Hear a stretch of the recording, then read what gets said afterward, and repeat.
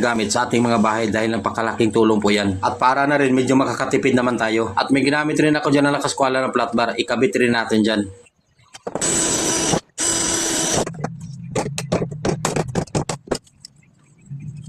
Ibalik lang natin yan dyan sa tinabasa natin. At i-rebit lang natin yan ang bisagra dyan sa kaldero.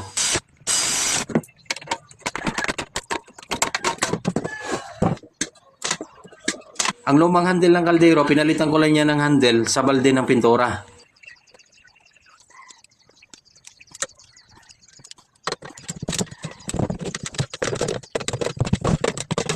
At ayan na mga idol, tapos na rin natin yan nakabitan ng handle. At tapos na rin yan ang ginawa natin dyan na isang DIY. Tingnan nyo mga idol, di ba nakagawa na rin tayo ng isang DIY na di kala na kahoy gamit lang ang lumang kaldero. Hindi lang kay kahoy ang pwede lang natin dyan ipanggatong, pwede rin kaldero mga idol, ginuguhitan ko rin yan na nakabilog at tatabasin rin natin yan. Yang ginawa ko dyan na isang DIY mga idol, talagang napakalaking tulong po yan sa atin. Dahil magagamit po natin yan sa araw-araw na gamit sa ating mga bahay. Talagang mapapakinabangan po ninyo ang ginawa ko dyan. Kaya sundan nyo lang yan ang ginawa ko dyan hanggang dulo para mayroon naman kayo matutunan ng kunting kalaman o idea. At yung takip mga idol, i-rebit po natin yan dyan sa kaldero. Yung ginawa ko dyan na isang DIY mga idol, sinishare ko lang po yan sa inyo. Baka naman ito'y magugustuhan o mapapakinabangan po ninyo.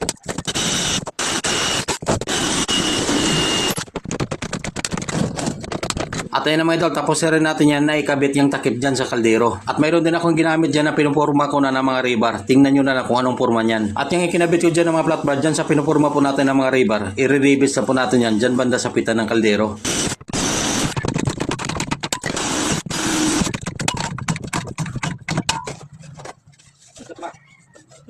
At yung tinabas natin dyan sa kaldero, gagamitin rin natin yan. Lalagyan lang natin yan ng bisagra. Uulitin ko sa inyo mga idol, talaga napaka-importante po sa atin na marunong po tayo gumawa ng mga DIY na gamit sa ating mga bahay dahil napakalaking tulong po yan. At para na rin medyo makakatipid naman tayo. At may ginamit rin ako dyan na nakaskwala ng flat bar, ikabit rin natin dyan.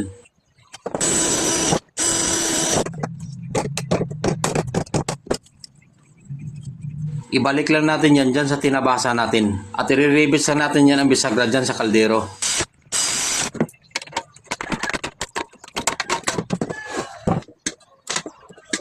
Ang lumang handle ng kaldero, pinalitan ko lang yan ng handle sa balde ng pintura.